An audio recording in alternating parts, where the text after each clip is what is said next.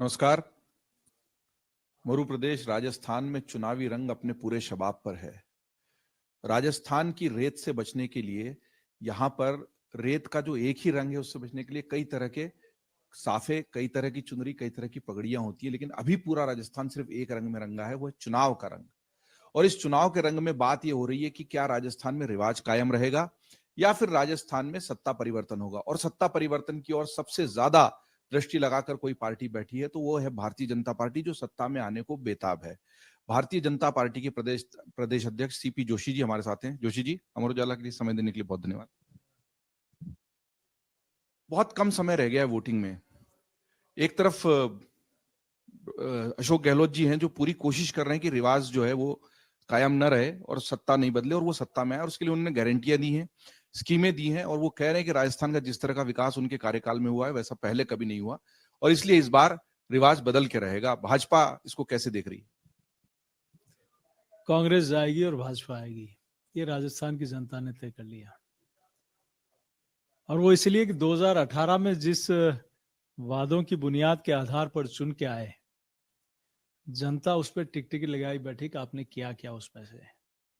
क्या आपने किसानों का कर्जा माफ किया? क्या आपने बेरोजगारी भत्ता दिया? क्या आप नारी महिला की सुरक्षा कर पाए? क्या आपने महंगाई रोकने का कहा था कि हम रोकेंगे, हम क्या उस पर आप सफल हो पाए? क्या आपने कहा हम 5 साल में बिजली के दाम नहीं बढ़ाएंगे, क्या आपने उस पर हम खरा उतरे? गया राजस्थान की जनता ने पिछले 5 वर्षों में देखा है कि अशोक गहलोत जी ने सिर्फ और सिर्फ कुर्सी बचाना और भ्रष्टाचार करना, इसके अलावा कोई काम नहीं हुआ। और भ्रष्टाचार का ऐसा तांडव राजस्थान की जनता ने पहले कभी नहीं देखा। और इसके लिए जनता ही नहीं, भारतीय जनता पार्टी ने तो इसके लिए आंदोलन किए।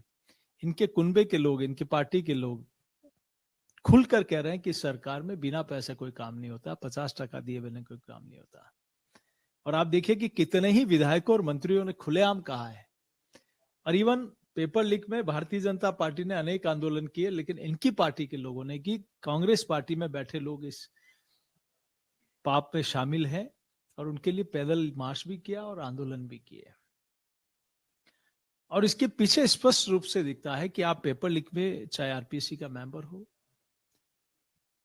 डॉक्टर जारौली हो, सुरेश डाका को किसने बचाया, सलमान खुर्शीद को वकील किसने बनाया, गोपाल केसावत पैसे लेते पकड़ा गया, लेकिन जैसा अधिकारी ने भ्रष्टाचार की धारा लगाई उसको हटाया और धारा हटाने का पाप किया। जोशी जी, आपको टोक जरूर रहा हूं, लेकिन आप ये कह रहे हैं कि कांग्रेस सरकार की नाकामी की वजह से आप सत्ता में आएंगे। आप जो वादे कर रहे हैं, जो गारंटी दे रहे हैं, उसकी वजह से नहीं आएंगे। देखिए, गारंटी हम चुनाव में आने के लिए नहीं करते। 2014 में आदरणीय प्रधानमंत्री जी ने कहा हर गरीब का मकान बनेगा, तो आजादी से लेकर 60 साल में नहीं बने, उससे ज्यादा पिछले 9.5 वर्ष में बने। विश्वास जनता का है। 60 साल में जितने शौचालय नहीं बने, 60 साल में जितने गैस के कनेक्शन नहीं मिले, 60 साल में जितने उज्ज्वला के कनेक्शन नहीं हुए, और 60 साल में जितने जनधन के खाते नहीं खुले, उससे ज्यादा भारतीय जनता पार्टी और नरेंद्र मोदी जी की सरकार ने 9.5 वर्ष में दिए हैं। ये अंतर जनता स्पष्ट रूप से देख रही है। आपने किसानों को कहा कर्जा माफ करने का, नहीं किया, लेकिन मोदी सरकार ने एमएसपी का लागत का 1.5 गुना किया, किसान सम्मान निधि का पैसा दिया, प्रधानमंत्री कृषि सिंचाई योजना लाए, बूंद बूंद सिंचाई योजना लाए, नैनो यूरिया लेकर आए, और हमारा नीम कोटेड यूरिया लेकर आए। इसके अलावा अनेक इनाम जिसमें किसान अपनी उपज को कहीं भी देश भर में बेच सकता है। किसान कल्याण के लिए अनेक काम किए। आप केंद्र की बहुत सारी योजनाएं गिना रहे हैं, लेकिन हम जो राजस्थान में घूमे हैं, हमारा अमर उजाला का चुनावी रथ भी है सत्ता का संग्राम नाम से।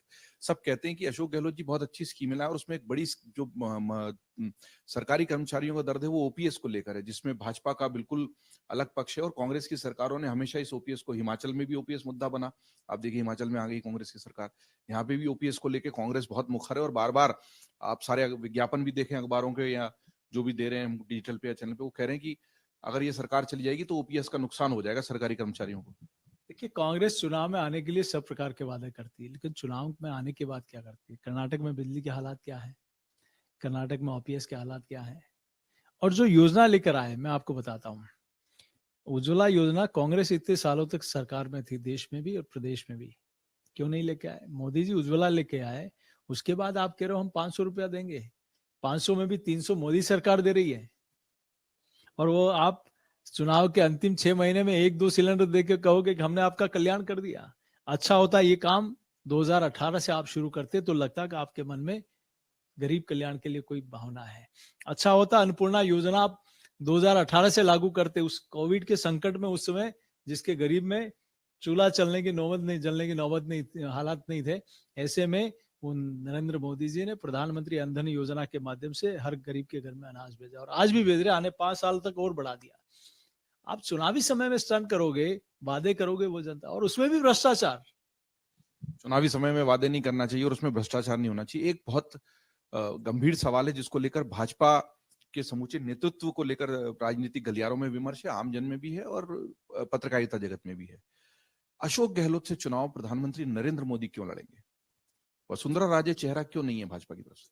मुख्यमंत्री पद का कोई उम्मीदवार या दावेदार क्यों नहीं है आपकी तरफ से? देखिए, मैं सोचता हूँ ये प्रश्न होना नहीं चाहिए। जब पार्लियामेंट्री बोर्ड ने 1.5-2 वर्ष पहले ही निर्णय हो गया कि किसी भी राज्य में भारतीय जनता पार्टी किसी चेहरे पर चुनाव नहीं लड़ेगी। क्या कर्नाटक में चुनाव किसी का चेहरा बनाया क्या? क्या गुजरात में चेहरा बनाया क्या? क्या हिमाचल में चेहरा बनाया क्या? तो ये प्रश्न नहीं उठता। भारतीय जनता पार्टी में आंतरिक लोकतंत्र है। पार्टी के विधायक और पार्लियामेंट्री बोर्ड जो निर्णय करेगा वो सर्वोपरि होगा। तो इस विषय में मैं नहीं बोलता कि कुछ कहने की आवश्यकता नहीं है और नहीं पूछने की आवश्यकता है, क्योंकि ये 1.5-2 वर्ष पहले ही पार्लियामेंट्री बोर्ड ने निर्णय कर लिया। अशोक गहलोत और सचिन पायलट के बीच में अदावत का और जो आपस में उनके दूरियां हैं उसकी तो चर्चा भाजपा बहुत करती है, लेकिन वसुंधरा राजे और भारतीय जनता पार्टी के शीर्ष नेतृत्व के बीच की दूरियां भी बहुत चर्चा का विषय लगातार राजस्थान में बनी हुई है। कौन कहता है दूरियां हैं? दूरियां होती तो क्या वो पार्टी की राष्ट्रीय उपाध्यक्ष नहीं होती क्या? वो हमारे सम्मानीय नेता हैं, पार्टी की लगातार दूसरी बार राष्ट्रीय उपाध्यक्ष हैं और पार्टी के सारे कार्यक्रमों में उनकी भागीदारी है। पूरे प्रदेश में प्रवास कर रही हैं। पार्टी के जितने आंदोलन थे उनमें वो सब जगह रही है और मैं सोचता हूं कि यही है टीम राजस्थान, यही है। क्योंकि कांग्रेस में क्या है, मैं ही योग्य हूं, बाकी सब नालायक है, निकम्मे है, गद्दार है, मैं ही सबसे योग्य। और आप योग्य हो तो कांग्रेस पार्टी उनको मुख्यमंत्री का चेहरा क्यों नहीं बना रही? क्यों नहीं बना रही? क्यों डिक्लेयर नहीं कर रहे हैं कि सत्ता में आएंगे तो अशोक गहलोत मुख्यमंत्री बनेंगे? उनकी तरफ से तो खैर सारे विज्ञापन और जो भी देखे तो अशोक गहलोत ही चेहरा है और वही आगे होके लड़ रहे हैं। बाकी तो फिर डिक्लेयर क्यों नहीं कर रहे हैं? अगर वही योग्य है और बाकी सब नालायक हैं तो वो क्यों नहीं डिक्लेयर कर रहे हैं? एक और महत्वपूर्ण चुनौती जिससे भाजपा ने कर्नाटक में भी सामना किया, हिमाचल में भी सामना किया और दोनों ही जगहों पर हार में इनकी भूमिका भी बहुत बड़ी है, वो बगावती उम्मीदवार जो निर्दलीय खड़े हो गए हैं, उनको समझाने बुझाने की कोशिशें आखिरी समय तक चली, लेकिन बहुत सारी जगहों पर आप सफल नहीं भी हुए हैं। आपके अपने चित्तौड़गढ़ जहां से आप आते हैं संसद है, वहां पे भी और कहा यह भी जा रहा है कि टिकट सही नहीं बटा या आपके आदमी को मिल गया तो दूसरा आदमी नाराज हो गया। तो ये बगावत जो है ये कितनी बड़ी चुनौती है और आपकी जो ये यात्रा जिसमें आप मान के चल रहे हैं कि कांग्रेस सत्ता से हट जाएगी, उसमें बगावत आपको कितनी बड़ी चुनौती के रूप में नजर आती है? देखिए, कोई भी चुनाव हो, ये पहला चुनाव नहीं है जहां रिबेल या निर्दलीय खड़े हुए हो। हर चुनाव में होता है, लेकिन जनता भारतीय जनता पार्टी में कमल के निशान के ऊपर जाती है और मैं सोचता हूं कि पार्टी ने कई जगह प्रयास भी किए और कई जगह लोग पार्टी के पक्ष में आए हैं, लेकिन राजस्थान की जनता के मन में एक ही है, सिर्फ और सिर्फ कमल का निशान। और आप देखना, ये कमल का निशान 3 तारीख को पूरे राजस्थान की जनता ने मन बना लिया है, राजस्थान में कमल खिलाना है। अगर 3 तारीख को कमल खिलता है तो सीटें कितनी आपके अंदाज से? अब तक का ऐतिहासिक बहुमत भारतीय जनता पार्टी को मिलेगा। नंबर? मैं नंबरों में नहीं जाता, लेकिन स्पष्ट रूप से कह रहा हूं, अब तक का ऐतिहासिक बहुमत मिलेगा। ऐतिहासिक बहुमत मिलने के बाद मुख्यमंत्री कौन? ये जो सारे हमारे पार्टी में आंतरिक लोकतंत्र है, सारे विधायक मिलकर और पार्लियामेंट्री बोर्ड जो निर्णय करेगा वो मुख्यमंत्री होगा। कोई एक चीज इस सरकार की जो आप आते ही तुरंत मान लीजिए आते हैं सत्ता में तो आपको लगता है कि बदल देनी चाहिए? भ्रष्टाचार और तुष्टीकरण। जिस प्रकार से एक समुदाय विशेष के त्योहार धूमधाम से मने, डीजे बने, कोई प्रतिबंध नहीं, और दूसरी तरफ आप प्रतिबंध लगाते हो, ना डीजे बजा सकते हो, ना भजन बोल सकते हो, ना भगवा पताका फहरा सकते हो, ना भगवान श्री राम का नारे लगा सकते हो। ऐसे में वो नहीं चलेगा। नारी की सुरक्षा, तुष्टीकरण और भ्रष्टाचार। भाजपा ने बड़ा मुद्दा बनाया है और वोटों के ध्रुवीकरण की इससे पूरी कोशिश भी हुई है। कन्हैयालाल का मुद्दा प्रधानमंत्री मोदी भी लगातार मंच से उठा रहे हैं। लेकिन इसके जवाब में कांग्रेस का ये कहना है कि मामला एनआईए के पास अगर चला गया है, केंद्र के हाथ में है कि उस साक्ष्य जुटाकर क्यों, और भाजपा नेताओं के साथ तो जो आरोपी है उनके फोटो भी आए, ये आरोप लगता है। जब आपने चूंकि तुष्टिकरण की बात की और हिंदू ध्वज और हिंदू त्योहारों की बात की, जब ये मुद्दा मंच से प्रधानमंत्री मोदी ने लगातार उठाया, तब कांग्रेस के प्रवक्ताओं ने बहुत तीखा हमला करते हुए कहा है कि स्थानीय पुलिस को तो जो करना था हमने कर दिया, बहुत जल्दी हमने उनको पकड़, लेकिन जब आप अब केंद्र सरकार जांच को आगे क्यों नहीं बढ़ा रही, केंद्र सरकार उस चीज को रोके हुए क्यों बैठी है? देखिए, मैं आपको बताता हूं, जिस व्यक्ति को ट्रेनिंग मिली, उन्होंने पुलिस को रिपोर्ट दी, मुझे सुरक्षा दी जाए। सुरक्षा देने के बजाय उस पर दबाव डाला कि तू कंप्रोमाइज कर ले और अपनी दुकान खोल ले। ना सुरक्षा दी, दुकान खुलवाई और दूसरे दिन उसकी हत्या हो गई। उसके बाद परिवार के लोगों ने कहा हमारी सुरक्षा दी, और किसने पकड़ा? राजसमंद के उन 2 युवाओं ने पकड़कर पुलिस को हवाले किया है, और वो पिछले 2 सालों से अपनी सुरक्षा की गुहार कर रहे हैं। और इनके मंत्री और विधायकों अधिकारियों के पास गए तो उन्होंने कहा कि आपको किसने कहा पकड़ने के लिए ऐसे अपराधियों को? क्या ये जवाब होता है? एक तरफ एक दलित का बेटा मरता है, उसको 2 लाख मिलते हैं, और जयपुर में कोई मरता है तो उसको 50 लाख मिलते हैं। ये तुष्टीकरण नहीं है तो क्या है? आप पीएफआई के रैली को परमिशन दे रहे हो और दूसरी तरफ रामनवमी मना रहे हैं, वहां प्रतिबंध लगाते हो।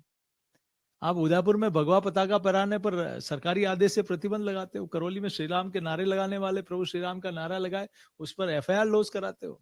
एक त्योहार पर आप 24 घंटे बिजली मिले, दूसरे त्योहारों पर आपकी चिंता नहीं।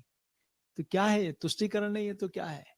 आप जयपुर के बम ब्लास्ट के 2018-8 में जो ब्लास्ट हुआ, निचली अदालत ने उसको फांसी की सजा दे दी। आपकी ढिलाई के कारण आपका डबल एजी 48 दिन का एफआईआर नहीं हुआ। आतंकवादी 21 अपने पक्ष में सुप्रीम कोर्ट के वकील खड़े कर दिए, और राजस्थान की ऐसी नकारा सरकार कि एक भी वकील खड़ा नहीं कर पाई। कि क्या कहेंगे इसको? आप अपना वोट लेना चाह रहे हैं, उसी रणनीति का हिस्सा है? नहीं, देखिए, धर्म में राजनीति नहीं होनी चाहिए, लेकिन राजनीति में धर्म बहुत आवश्यक है। सही दिशा में चलने के लिए, सही मार्ग प्रशस्त के लिए, संस्कारों के लिए। और संत आते हैं तो निश्चित रूप से एक अच्छा एक मैसेज जाता है। और संतों, मैं देखता हूं कि यही नहीं, लोकसभा में भी कई संत हैं जो अपने अपने क्षेत्र का बहुत अच्छे कुशल नेतृत्व कर रहे हैं, वहां का उस क्षेत्र का विकास कर रहे हैं, तो उसमें बुराई क्या है? लेकिन राजस्थान में आप देखें कि 2 दर्जन पुजारी और संतों की हत्या हुई है, उनकी सुरक्षा भी ये सरकार नहीं कर पाई। बड़ा आखिरी सवाल है, आप व्यस्त हैं, चुनाव का समय है और बस चंद घंटों का समय रह गया है जब वोट पड़ेंगे राजस्थान में, और फिर 3 तारीख को फैसला आएगा। राजनीतिक सवाल काफी हो गए। जोशी जी, आप यहाँ के रहवासी हैं, चित्तौड़गढ़ से आते हैं, प्रदेश अध्यक्ष भी हैं, भाजपा की कमान पूरे प्रदेश की आपने फिलहाल संभाली हुई है। एक पत्रकार के नाते जब मैं और मेरे साथी घूमते हैं यहाँ पर राजस्थान की जमीन पर, तो हमको समझ में आता है कि सरकारें आती हैं और चली जाती हैं। एक बड़ा मुद्दा है पानी की समस्या का, वो वहीं रहता है। टैंकर माफियाओं की बात सामने आती है। 800-800 फीट पर पानी चला गया है। वादे सब सरकारें करती है, और जनता का दर्द है जिसको सड़क पर हमारे माइक में, हमारे कैमरे में कैद है।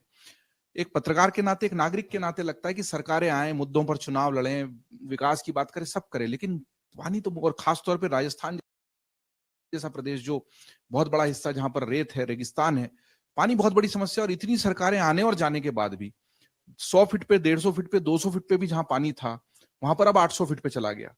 इसके लिए कोई काम नहीं हुआ है। 8-8 दिन में एक बार पानी आ रहा है। लोग कहते हैं हम दुआ करते हैं हमारे यहाँ कोई मेहमान नहीं है, हम पानी कहां से लाएंगे? ये गंभीर समस्या है, एक राजनेता के रूप में और एक सामाजिक क्षेत्र के व्यक्ति के रूप में आप इसको ये कैसे हल होगा? देखिए, पिछली भारतीय जनता पार्टी की सरकार में मुख्यमंत्री स्वावलंबन योजना शुरू हुई थी, उसको इस सरकार ने बंद कर दिया, और उसको बड़ा सपोर्ट मिल रहा था प्रधानमंत्री कृषि सिंचाई योजना का, तो बहुत बड़ा बजट आता था, जिसमें गांव का पानी गांव में, खेत का पानी खेत में, चेक डैम बने, और वहां बहुत बड़ा लोगों का वाटर टैंक बनने से पानी का ठहराव होना शुरू, और वाटर लेवल भी बढ़ा। इस सरकार ने क्या किया? आप देखिए कि गर्मी के दिनों में लोग प्याऊ लगाते हैं, कोई प्यासा नहीं रहे, प्याऊ लगाते हैं गायों के लिए, पशुओं के लिए। लेकिन इस सरकार में क्या हुआ? मोदी सरकार ने करोड़ों रुपया दिया गरीब के घर तक, हर गांव ढाणी तक पीने का शुद्ध पानी पहुंचे।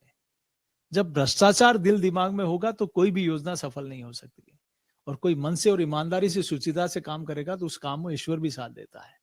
क्या हमारे यहाँ संसाधनों की कमी है क्या? लेकिन इच्छा शक्ति की कमी है। अगर उस इच्छा शक्ति ठीक हो और ईमानदारी से कोई काम करे तो संसाधन इतने हैं कि ठीक से पानी पहुंच सकता है। उसको पानी का ठहराव भी कर सकते हैं और वाटर लेवल बढ़ाने की भी योजना भी बना सकते हैं। तो क्या हमारे पुराने जमाने में लोगों ने कितने वर्षों पहले डैम बनाए थे और तालाब बनाए थे?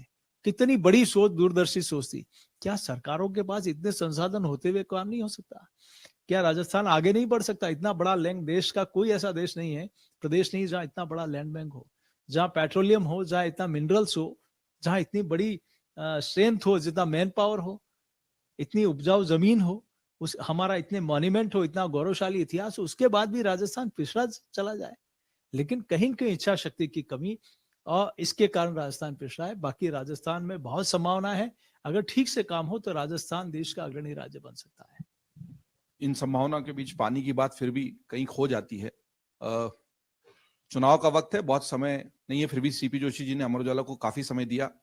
राजस्थान की फिजाओं में मुद्दे और नारे जरूर तैर रहे हैं, लेकिन देश को ही नहीं, दुनिया को पानी सहेजने की कला सिखाने वाला राजस्थान आज पानी के लिए तरस रहा है। जहां बावड़ियों की तहजीब है, जहां पर बूंद बूंद पानी को बचाने की तहजीब और उसको बरसों तक चलाने की तहजीब है। दुनिया के विशेषज्ञ आए हैं और उन्होंने अनुसंधान किया और पता लगाया है कि राजस्थान के लोग इतने कम पानी में कैसे जीवन चला लेते थे। वहां पर आज पानी का संकट है, वो मुद्दा नहीं बन पाता है।